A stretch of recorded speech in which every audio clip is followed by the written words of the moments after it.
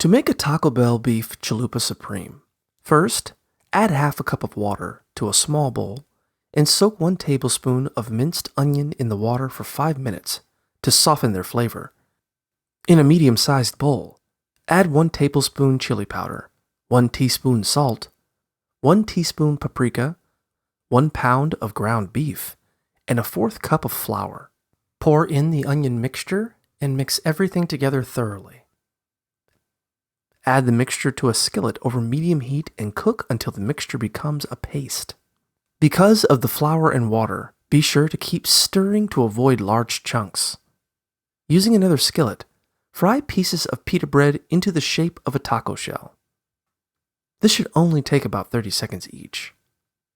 Once they are formed, drain the shells on a paper towel to remove any excess oil.